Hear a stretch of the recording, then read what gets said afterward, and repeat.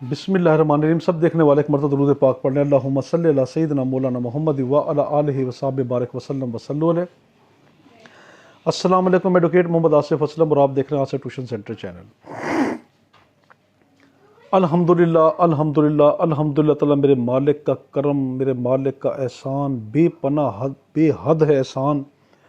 तमाम अम्बिया अलैहिस्सलाम आप सल्लल्लाहु अलैहि वसल्लम, उनके दर की भीख, उनकी नज़र करम और तमाम सालिहीन रिज़वान अल्लाह अजमाइन का फैज़ कि हमारा 23 अक्टूबर 2022 का लॉ गेट का रिज़ल्ट बेहद अच्छा आया, बेहद अच्छा आया।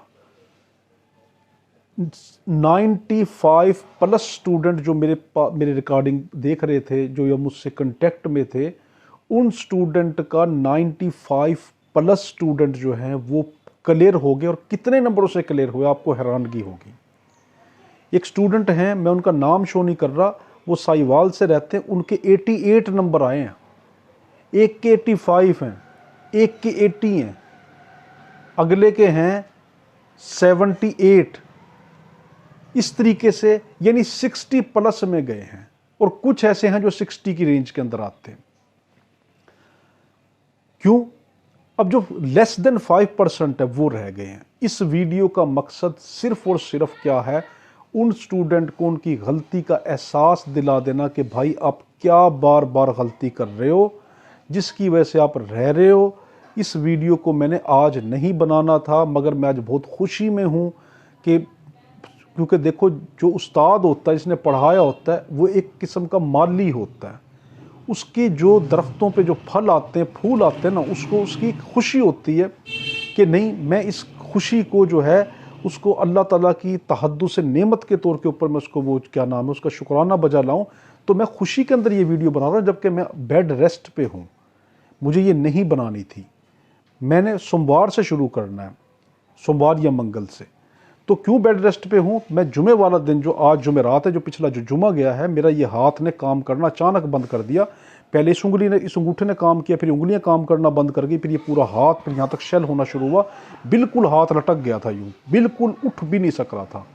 ये तो मेरा अल्लाह ताला ने मुझे नई ज़िंदगी से नवाजा। मेरे माँ बाप, बहन भाई, अहबाब, दोस्त और स्टूडेंट जिन्होंने क्या नाम है मेरे लिए बहुत दुआएँ की। तो मुझे क्या नाम है, फिर पूरा हफ्ता इस हाथ पे करंट लगते रह गए, उसको शॉक देते रह गए, जिसकी वजह से इसमें दोबारा जान लौट कर आई। तो मुझे बेड रेस्ट पे था। मगर मैं जब मैंने शाम को उनका वो देखा है, कल बुध वाले दिन, मुझे बहुत खुशी हुई। स्टूडेंट मुझे राब्ते के अंदर रह गए और देखो इतने अच्छे अच्छे नंबर आए हैं। मगर उन स्टूडेंट को कि जो लेस देन 5% है, वो क्या गलती कर रहे हैं? वो गलतियां भी लेस देन 5% ही करते हैं, ठीक है, और नंबरों से भी वो लेस देन 5 नंबर से ही रहते हैं। वो गलतियां क्या हैं? आज की वीडियो सदका जारिया समझकर हर उस स्टूडेंट को जिसका आपको पता है कि ये बार बार फेल हो रहा है, उसको ये वीडियो का लिंक शेयर करें। या वो स्टूडेंट जो पहली मर्तबा ये दे रहा है और उसको वो पहली मर्तबा ये गलती ना कर बैठे, उसको ये शेयर करें। इस वीडियो का मकसद ये है। अब आपने देखो, क्या पहली चीज अपने जहन में ये बिठा लें, जब आपको पता चलेगा ना कि ला गेट मुझ पे रखा क्यों है, जब आपको इसकी अहमियत का अंदाज़ा होगा ना, इसकी हकीकत का अंदाज़ा होगा, तब आप वो गलती नहीं करेंगे। मुझे यही ना पता हो कि मैं जो डिग्री पढ़ रहा हूँ उसका मकसद क्या है। मैं वकालत पढ़ लूँ, वकालत पढ़ने के बाद मैं चुप करके अस्पताल गया और वहाँ पे जाकर ऑपरेशन शुरू कर दूँ, क्या ऐसा होगा? नहीं ना। मुझे मेरी डिग्री का पता होना चाहिए, मेरे कोर्स का पता होना चाहिए क्या है। तो आपको लॉ गेट का पता होना चाहिए, ये क्यों है, ये है क्या भला, ये क्यों रख दिया गया, ये मुसल्लत क्यों कर दिया गया। जब ये पता चल गया ना ये क्यों है, फिर आप उसके मुताबिक अपने माइंड को जो है ना, माइंड सेटअप कर लोगे, फिर आप वो गलती नहीं करोगे। आपको पहली गलती का एहसास कौन दिलाएगा? लॉ गेट की हकीकत समझना। लॉ गेट का मतलब है law graduate assessment test. Assessment, अंदाज़ा लगाना, तुखमियाँ करना, छान मारना, आपको जांचना, परखना, जज करना, इसके सारे जो रेलिवेंट जो मीनिंग है वो सब असेसमेंट में आ जाते हैं। अब मैं आपसे एक सवाल पूछता हूँ, क्या आपकी डिग्री एलएलबी की जैली है? बताओ, क्या आपने पैसे देकर एलएलबी की डिग्री हासिल की है? चलो हम तो पाकिस्तान में रहते हैं, पाकिस्तान तो बेचारा बदनाम है इन मामलों के अंदर, लोग ना भी हों तो कह देते हैं जी क्या नाम है जिन्होंने जैली डिग्री ली है। चलो उसको छोड़ो। जो बाहर से यूके से पढ़कर आ रहे हैं, इंग्लैंड से पढ़कर आ रहे हैं, अमेरिका से पढ़कर आ रहे हैं, वो पाकिस्तान में जो वकालत कर रहे हैं उनको लाइसेंस क्यों नहीं दे रहे? उनके लिए तो डबल टेस्ट रख दिया। हमारे लिए तो सिर्फ ला गेट का टेस्ट है, उनके लिए तो डबल टेस्ट है, ला सी का टेस्ट है और ला गेट का टेस्ट है। वो तो डबल इम्तहान देंगे तो पाकिस्तान में लाइसेंस हासिल कर सकते हैं, वरना नहीं। तो अब ये बताएं, उनकी यूनिवर्सिटी की डिग्री तो जैली नहीं है ना, तो फिर उनके लिए ये असेसमेंट टेस्ट क्यों है? जरा इसको सोचो। वजह यह है, वकालत ऐसा शोबा है जिससे बढ़कर ताकतवर फील्ड कोई नहीं, और एक ऐसा शोबा है अगर ये ताकतवर नहीं, अगर ये मेरिट पर नहीं, अगर ये परफेक्ट नहीं, ये मासूमों को हर रोज फांसी के तख्तों पे चढ़वाएगा। अगर आप फॉर एग्जांपल, अगर मुझे वकालत नहीं आती, मुझे लाइसेंस इशू हो जाता है, मेरे पास एक कत्ल का केस आता है, मुझे तो कत्ल की एबीसी भी नहीं आती, और वो बंदा अपने घर के बर्तन तक बेचकर मेरी फीस अदा कर देता है और मुझ पे भरोसा करके बैठ जाता है कि आसिफ जो है हमारे बंदे को अब वहाँ से बरी करवा देगा और मैं उसको फांसी पे चढ़वा दूँ। ये सिलसिला रुके ना जब तक मेरी ज़िंदगी ख़त्म ना हो। मैं मुस्तकिल ख़तरा बन गया माशरे के लिए कि मैं हर रोज़ फांसी देने की मशीन बन गया, हर रोज़ बेगुनाहों को जेल के अंदर कैद करवाने की मैं वजह बन गया। इस वजह से रोकने के लिए कि नहीं, डिग्री के साथ साथ हमें ये परखना है कि ये बंदा क्या वकालत करने की अहलियत रखता है, केस लड़ सकता है नहीं लड़ सकता, इसको पॉइंट आएंगे बारीकी में जा सकता नहीं जा सकता, ये चेक करने के लिए असेसमेंट रखी। तो इसलिए जहन से ये निकाल दें, पहली चीज़ निकाल दें कि मेरा तुक्का चल जाएगा, तुक्का नहीं चलता। कोई एक दो लग गया तो अलग बात है, तुक्के नहीं चलेंगे। और तुक्के में आपको गलती बताता हूं एक। नंबर 2, ये भूल अपने जहन से निकाल दें कि मुझे वो आसान बना के देगा। हम कोई उसके मामे के पुत्र नहीं हैं, कोई उसके कज़न नहीं लगते, उसकी औलाद नहीं है अच्छी सी की हम, कि हम पे इतना वो दयालु होगा, हम पे इतना मेहरबान होगा कि हमारा चेहरा देखेगा जी अब ये जनाब साहब आए बैठे हैं, इनको हम ला के क्या नाम है इनका, कि ईजी सा बस टेस्ट रख दे, बस आप तो चाय पिलाने के लिए आपको बुलवाया था, बस इसको टिक करके चले जाए, आपका लाइसेंस आ गया। ऐसा नहीं है, ये तो आपकी जान निचोड़ के रख देगा। मैं आपको गारंटी से कहता हूं, आप पता क्या करें, मैं किसी को डिग्रेस नहीं कर रहा, मैं सिर्फ आपको हकीकत बता रहा हूं। जो आपके पास ये आई है ना, क्या नाम है, जो आंसर, जो क्या नाम है, क्वेश्चन पेपर की जो आपका लीक हुआ है, जो फोटो खींच के भेज देते, मेरे पास भी आई थी, वो पूरे 100 के 100 सवाल आए हैं। आप उन 100 सवालों को ना किसी सीनियर तरीन वकील के पास ले जाएं जो माहिर हो, उससे कैसे इसको हल कर दें। 40 नंबर से ज्यादा नहीं कोई कर सकता, ठीक है। ये चीज ही और है, ये तो बलाई कुछ और है। हर वकील अपनी फील्ड के अंदर माहिर और उसकी बारीकी का माहिर नहीं है, ठीक है। जो फौजदारी का है वो सिविल का नहीं कर सकेगा, जो सिविल का वो फौजदारी का नहीं कर सकता, जो फैमिली का वो फौजदारी नहीं जा सकता। और यहां पर तो पूरी वकालत का कॉन्स्टिट्यूशन है, इंटरनेशनल कॉन्स्टिट्यूशन है, इंटरनेशनल लॉ है, सिविल है, क्रिमिनल है, हर चीज इसमें तो भाई जूरिस्प्रूडेंस है, और इतना बारीकी के हद से भी ज्यादा। तो पहली चीज अपने जहन से निकाल दें कि ये टेस्ट आसान होगा, ये इसमें तुक्का चल जाएगा। जब ये आपके जहन से निकल गया, पता चल गया मुझे छान मारेगा, अब इसके लिए क्या गलती आप करते हैं। पहली गलती, कभी ये ना समझें, एक किताब पढ़ें, उसका नाम है depth into IQ level and their assessment, ये किताब का नाम है। इसके अंदर पूरी आपको डिटेल बता दी गई कि वो बच्चा जो ये गलती करता है, अब वो गलती क्या कर रहा है बच्चा। वो ये सोच रहा है कि जहां मेरा तुक्का, मैंने तुक्का लगाना है ना, मैं इस तरह करूंगा, 20-25 सवाल हैं, ये मुझे नहीं आते, इसमें मैं तुक्का इस तरह लगाऊंगा, पहले का ए करता जाऊंगा, दूसरे का बी, तीसरे का सी, या पहले का ए दूसरे का बी, फिर सी सी, या यूँ कर दूंगा A B B B B C C C C. नहीं नहीं नहीं नहीं नहीं, वो ऐसी गलती नहीं करेगा। वो जब पेपर बनाकर देता ना आपको, इस क्लस्टर फॉर्म के अंदर पेपर होता है, ठीक है, जो पेपर होगा वो क्लस्टर फॉर्म के अंदर पेपर होगा। इसको क्लस्टर है ये। अब इसको जरा समझें। आप समझ रहे हैं सवाल नंबर 1 2 3 4 5, इसमें मैं लगा दूंगा A B B C C. नहीं, वो ऐसा कभी भी नहीं करेगा। अब देखो, उसने अगर इस उंगली को ए बनाया है, अब मुझे नहीं पता कि इस वाली अगली उंगली को ये बी बनाएगा और सी इसको बनाएगा। उसने ए इसको बनाया तो उसने इसकी बिल्कुल इस मुखालिफ उंगली को उसने बी कर दिया, ठीक है, और उसने इसको बी किया तो अब उसने इसके साथ वाली को सी नहीं किया, बल्कि उसने उस तरफ वाले हाथ की इस उंगली को सी कर दिया। अब उसको सी किया तो हो सकता है उसके साथ वाली को ही डी कर दे, या हो सकता है डी इस तरफ उठा दे, या यूं कर सकता है इसी को ए, इसी को बी, इसी को सी कर दे, या इसी को ए इसको ए बी बी कर दे। ये क्लस्टर जो है, ये क्लस्टर टेस्टिंग कहलाती है सवाल की दुनिया के अंदर। तो ये टेक्निक होती है, इसलिए किसी को नहीं पता होता उसने क्या किया, बच्चा ये भूल जाए कि मैं ये करूंगा। ये तो कभी भी ना करो, आपको फेल ही ये करवा रहा है।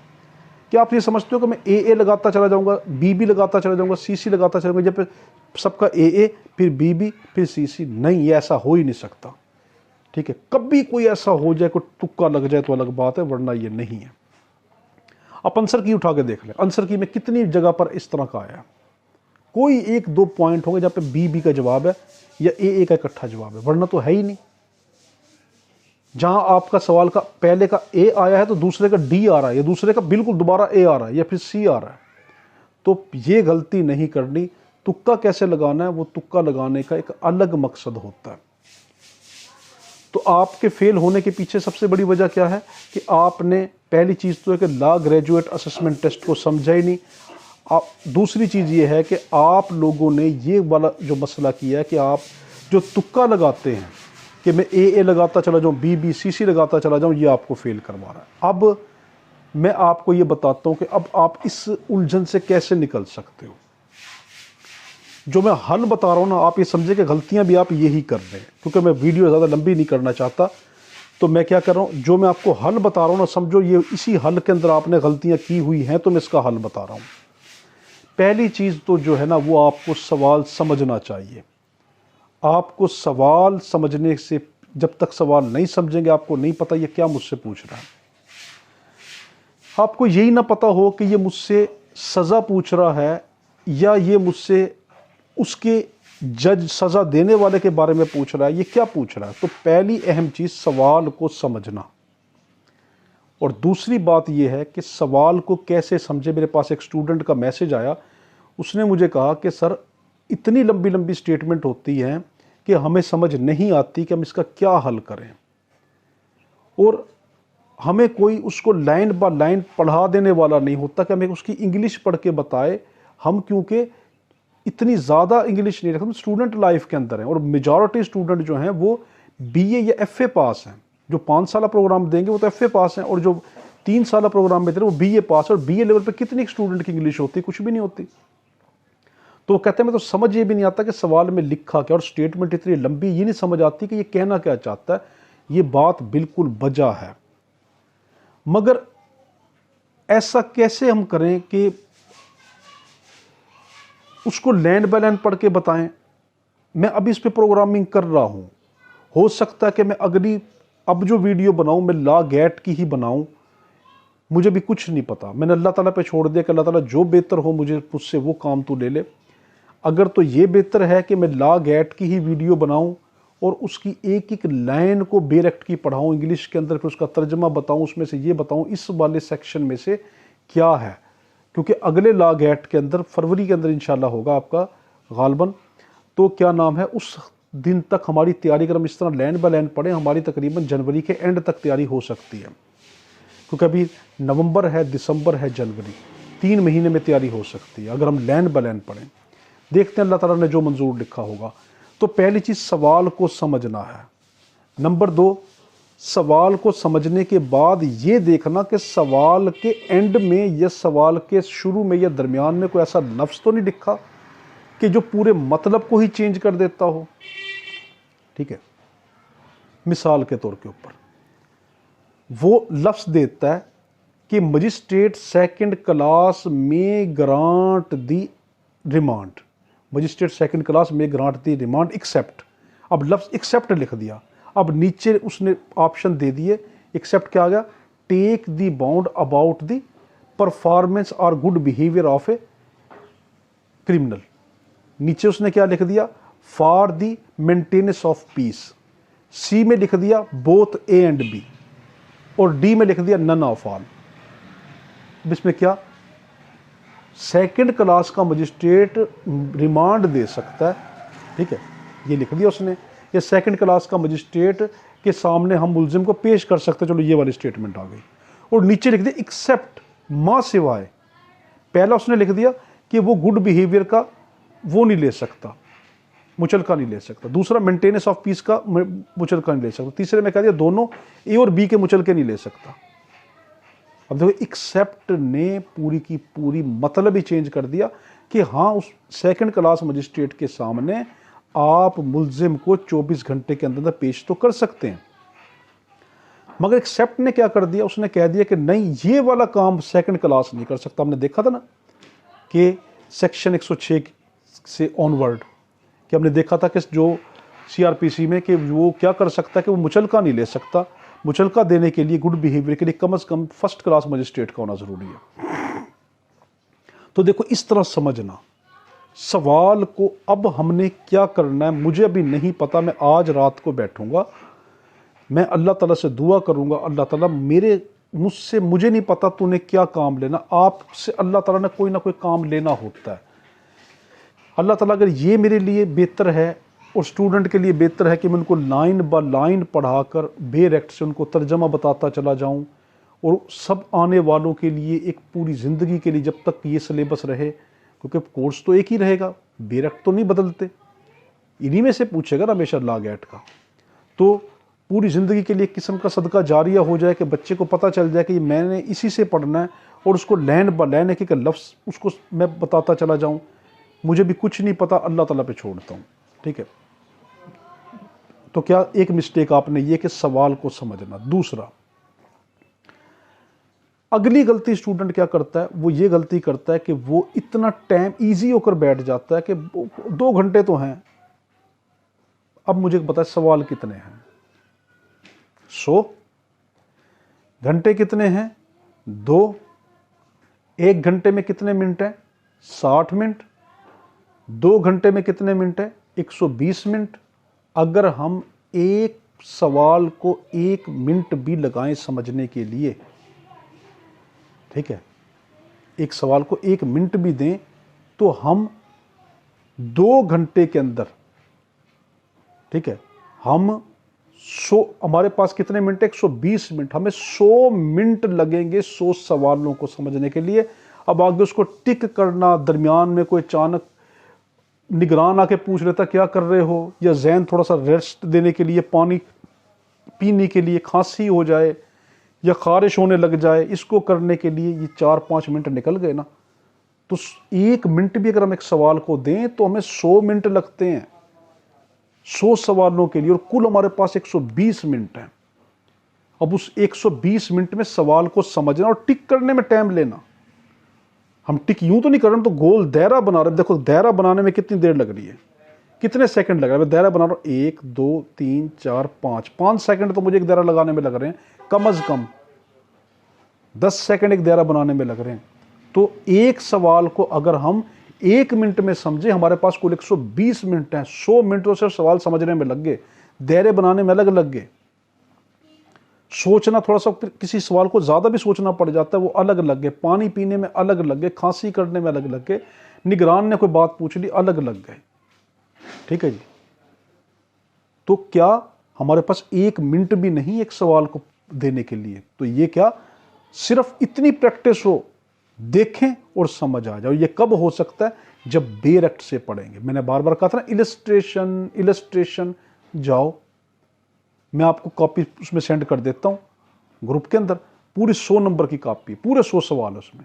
और मुझे ये कमेंट में बताओ या मुझे व्हाट्सएप पे मुझे बताओ कि उसके अंदर कितनी इलस्ट्रेशन की आई है और कितनी एक्सप्लेनेशन की आई है।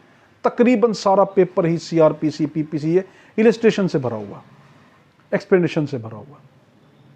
ये कब आपको आएगी? जिस टाइम आपने बेयर एक्ट पढ़ा होगा, बेयर एक्ट की इलस्ट्रेशन पढ़ी होगी, बेयर एक्ट की एक्सप्लेनेशन पढ़ी होंगी, तब आपको आएगा।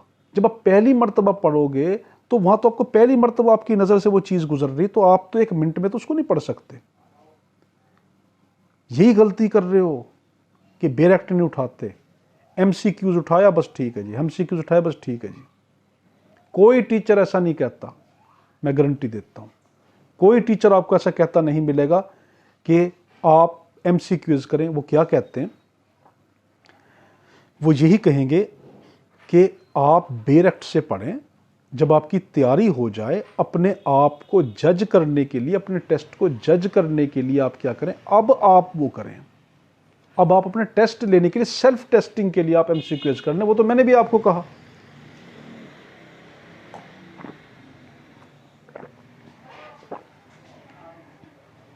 तो बेयर एक्ट मस्ट है, फिर उसकी एक्सप्लेनेशन मस्ट है, फिर उसकी इलस्ट्रेशन मस्ट है, ठीक है।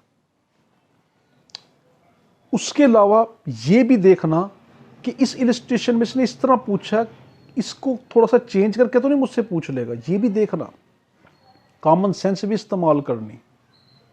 सब कुछ है। इतनी मुश्किल घड़ी है, इतनी मुश्किल घड़ी है कि इसको इजी ना लो। मेरी अपनी ज़ाती कोशिश यही होगी कि मैं अब ला गेट की एक एक लाइन पढ़ाऊँ, मेरी ज़ाती कोशिश ये है। मगर इंसान कुछ नहीं कर सकता, होता वो है जो उसने ऊपर लिखा है। मैंने उसी से दुआ करनी, मैं जो भी कुछ करता हूँ ना, मैं अल्लाह से दुआ करता हूँ, ऐ अल्लाह ताला मुझे नहीं पता। और ये बुखारी शरीफ का अंदर हदीस आई कि सहाबा फरमाते हैं कि आप सल्लल्लाहु अलैहि वसल्लम जिस तरह में कुरान की तालीम करते थे, इसी तरीके से आप सल्लल्लाहु अलैहि वसल्लम हमें इस वजीफ़े की तालीम करते थे कि क्या कि आप अल्लाह ताला से गिड़गिड़ा के पहले 2 रकात नमाज नफल अल्लाह से अदा करें बतौर हाजत कि अल्लाह मुझे इस चीज़ की हाजत है। फिर अल्लाह से गिड़गिड़ा के उसमें एक दुआ लिखी, वो दुआ पढ़ें। अगर वो आपको नहीं आती तो आप क्या उर्दू में दुआ पढ़ लें, वो क्या कहें, ऐ अल्लाह ताला तू आलिमुल गैब है, तुझे सब चीज़ का पता है, मुझे कुछ नहीं पता। तू जानने वाला, मैं बिल्कुल अनजाना हूँ। तू ताकतवर, मैं बिल्कुल कमज़ोर हूँ। तुझे सब चीज़ का पता है, मुझे कुछ भी नहीं पता। अगर मेरे हक में ये वाला काम बेहतर है तो इसको मेरे लिए आसान कर दे, इसका इब्तदा भी, इसका दरमियान भी, इसका अंजाम भी मेरे लिए आसान कर दे और इसमें मेरी मदद फरमा।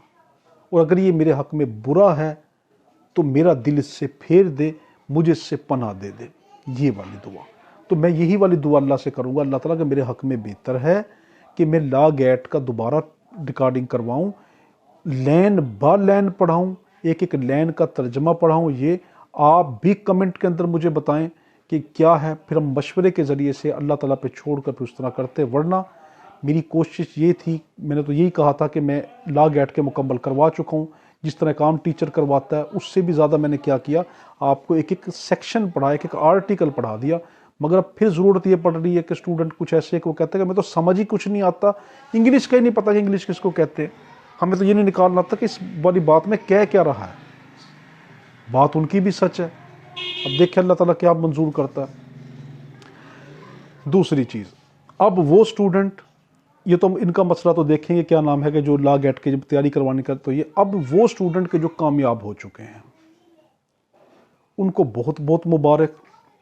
सबसे पहले अल्लाह का शुक्र अदा करें, शुक्राने के नफल पढ़ें, फिर आप सल्लल्लाहु अलैहि वसल्लम पे दरूद पाक का नजराना भेजें सल्लल्लाहु अलैहि वसल्लम। फिर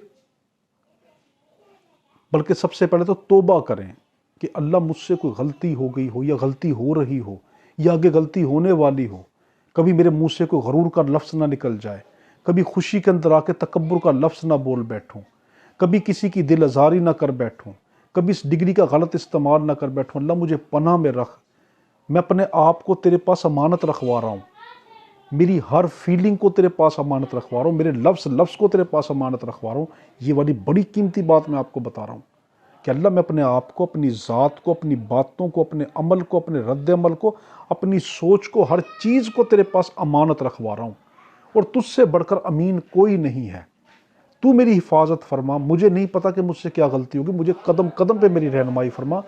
तो क्या तौबा करें, फिर शुक्राने के नफल अदा करें, फिर दरूद पाक का नजराना पेश करें, फिर माँ बाप के कदमों को चूम कर उनकी दुआएं लें, बुज़ुर्गों की दुआएं लें, असातिज़ा की दुआएं लें, छोटों से शफकत करें, अल्लाह ताला से नियत कर लें कि अल्लाह, मेरे पास इतनी बड़ी डिग्री आ गई है।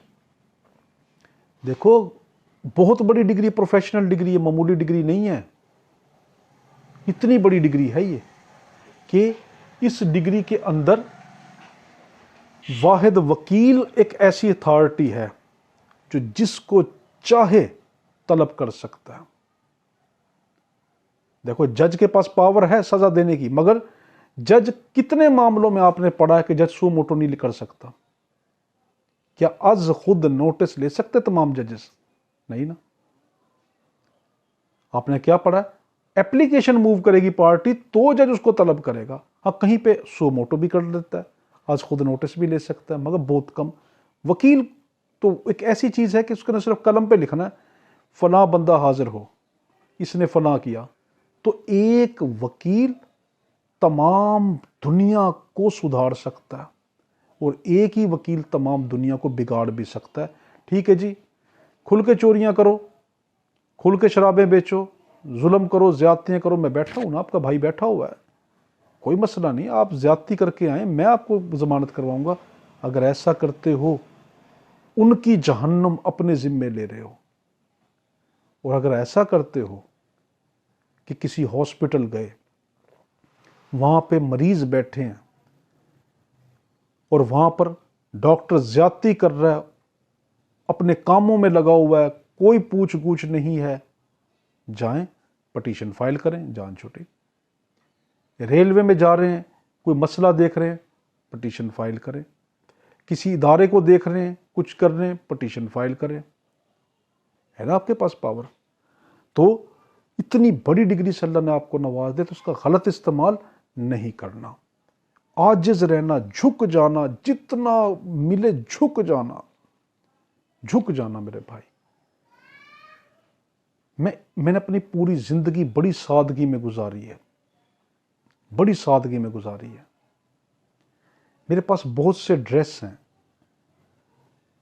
मगर मैं, देखो ये कितना सिंपल सा ड्रेस मैंने पहना हुआ, मगर मुझे इसमें भी सुकून नहीं आ रहा। मुझे सुकून पता किस ड्रेस में था? मेरे रात वाले ड्रेस में आता है। और वो रात वाला मेरा ड्रेस क्या है? उसकी सारी कॉलर यहाँ से फटी हुई है, जेबें फटी हुई हैं, ठीक है। उसको एक ही वो सूट है, उसी को बार बार धुलवा धुलवा के पहनता हूँ। हालांकि रात के मेरे पास कम से कम भी 10-15 सूट रखे जो रात के पहनने के लिए, मगर मैं क्या करता हूँ, जब तक एक सूट घिस नहीं जाता मैं दूसरा नहीं पहनता, उसी को धुलवा धुलवा के पहनता। 2 सूट रखे हुए, अगर उसको धुलवाने के अंदर मसला पड़ गया, लेट हो गया, तो वो वाला पहन लिया, वरना एक ही को धुलवा धुलवा के पहनता रहता हूँ। क्यों? मुझे मेरी औकात याद रहे कि देख तेरे पास क्या है, तो कुछ भी नहीं है। सादगी के अंदर मज़ा है, सादगी सब कुछ है, आज जी सब कुछ है। आज हो, इसी सदी का एंड नहीं देख पाओगे, इसी सदी के अंदर मर जाना है, ठीक है। आज क्या दिन है? जुमेरात का दिन है, और इसके अंदर आज जुमेरात का दिन है और 27 अक्टूबर है। अब हम चले जाए 2099 में, सदी भी नहीं हुई। देखो 2099 में आज मंगल का दिन होगा, ठीक है। तो आज मंगल का दिन होगा, 27 अक्टूबर 2099 को आज मंगल का दिन। क्या मैं और आप इस मंगल को इस जमीन के ऊपर होंगे या जमीन के अंदर होंगे? बस इतना देख लें। इतनी छोटी सी जिंदगी है, किसी की बद्दुआ नहीं लेनी। आपका रिज्क अल्लाह के जिम्मे, अल्लाह के जिम्मे। तजर्बा किया गया, साइंटिस्ट ने तजर्बा किया, ये नेट पे भी होगा, उन्होंने कहा, जो ये कहते हैं ना कि हाँ रिज्क खुदा देता है, खुदा देता है, खुदा देता है, हम एक काम करते हैं, एक कार्टन लेते हैं, गत्ते का डब्बा लेते हैं, उसमें कीड़ा छोड़ देते हैं, उसको बिल्कुल साफ कर देते हैं। उन्होंने जो कर्टन था वो लिया, और वो कर्टन जो था वो चावलों वाला था कोई, उसमें सारे चावल निकाल दिए। निकालने के बाद उस कीड़े को अंदर छोड़ दिया। 2 दिन के बाद देखा कीड़ा जो है वो मर गया या तड़प रहा है, ये क्या कर रहा है भूख से।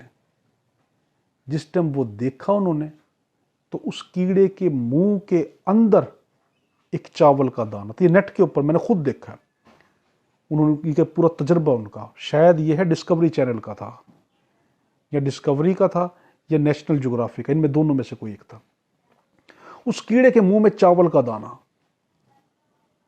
उनके होश उड़ गए। उसने कहा, है ये कहां से आया।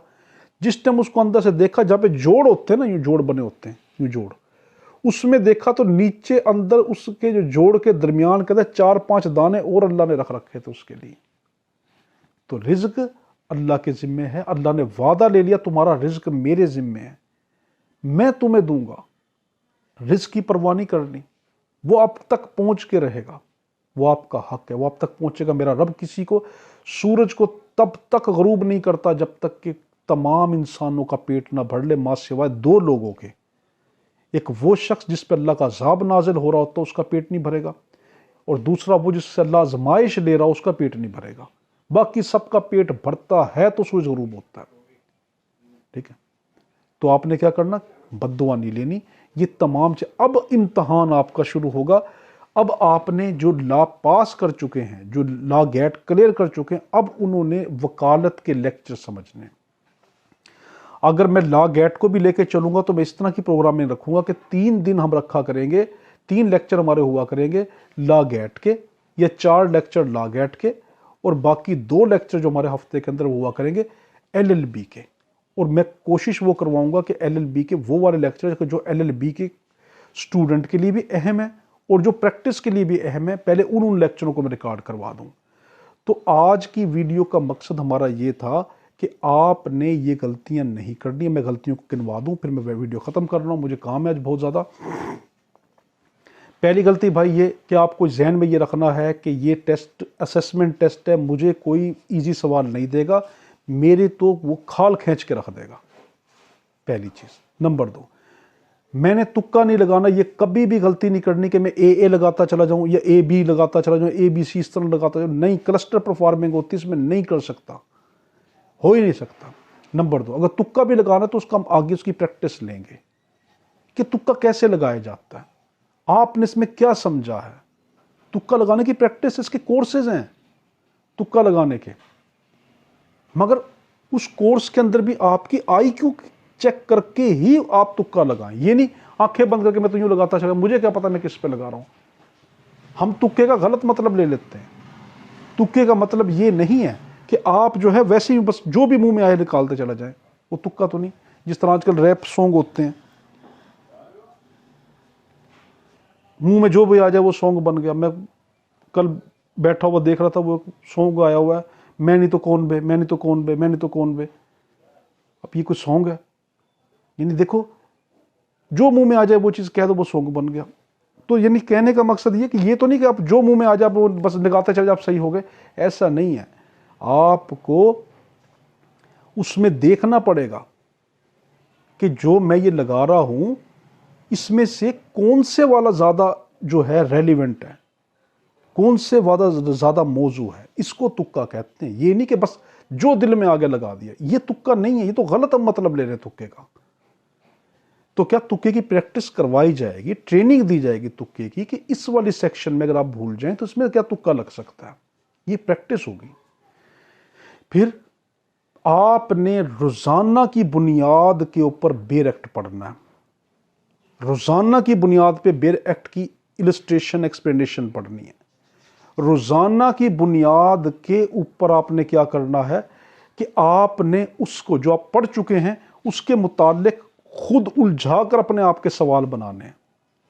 मसलन के तौर पे लिखा है कोड इंक्लूड रूल, CPC में कोड इंक्लूड रूल।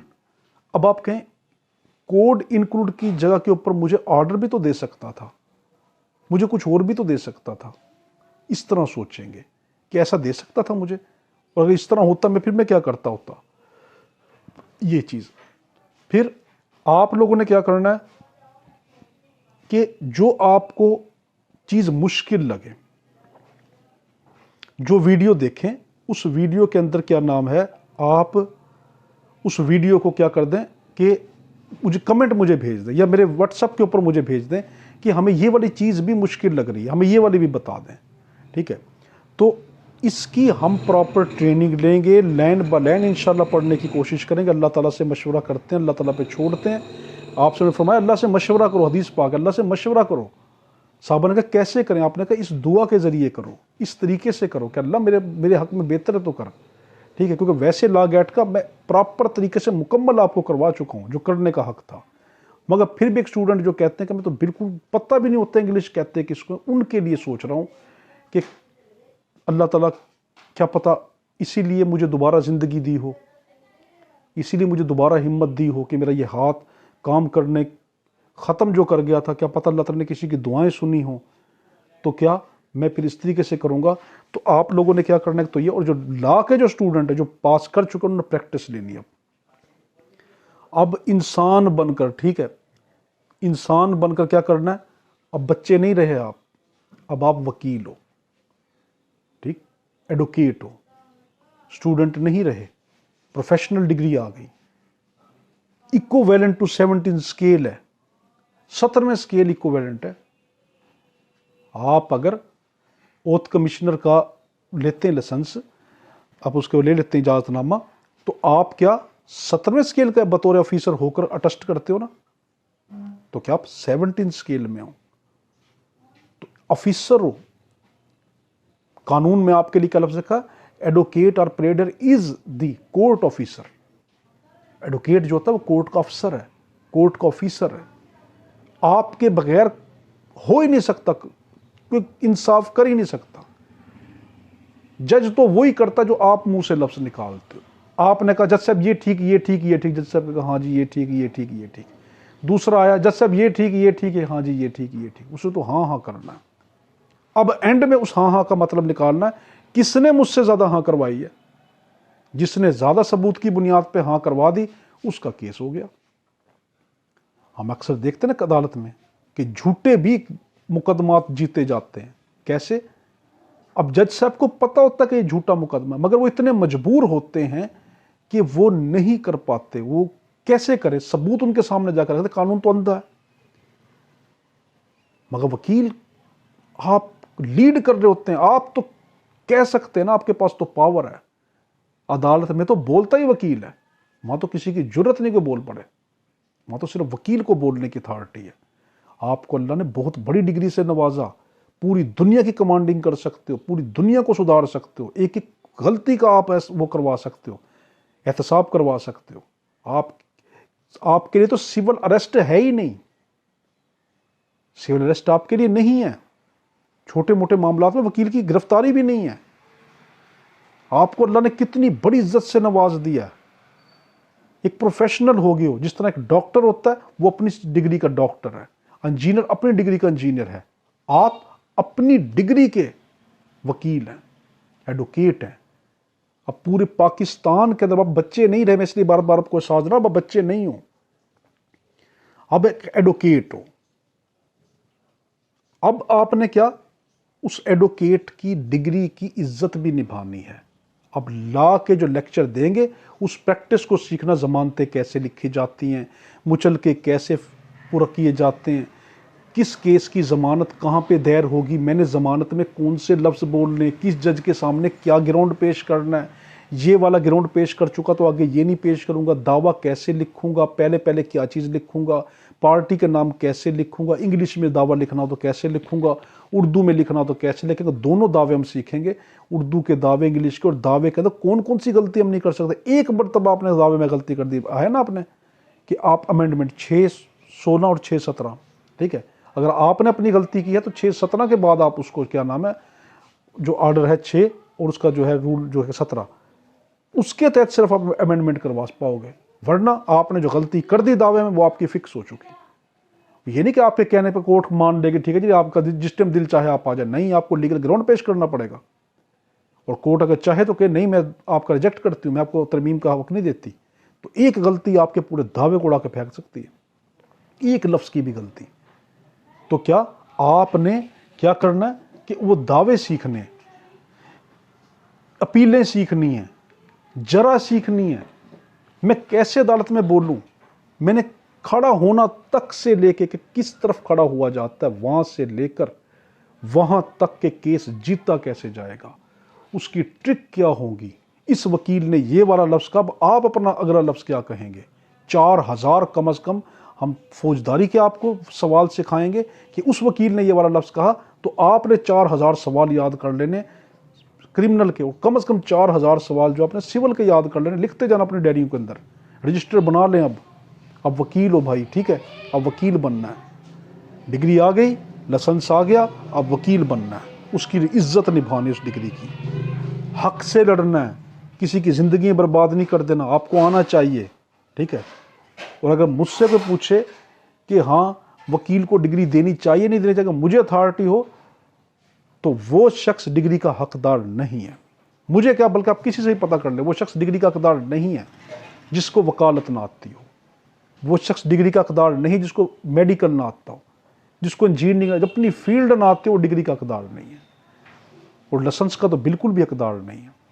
आपके पास लाइसेंस आ गया, अपने अब वकील बन के दिखाना है, आपको एक प्लेटफॉर्म मुफ्त मिल रहा है, ठीक है, मुफ्त प्लेटफॉर्म आपको मिल रहा है, तो अब आपसे पैसे चार्ज करने अलग बात है, ठीक है।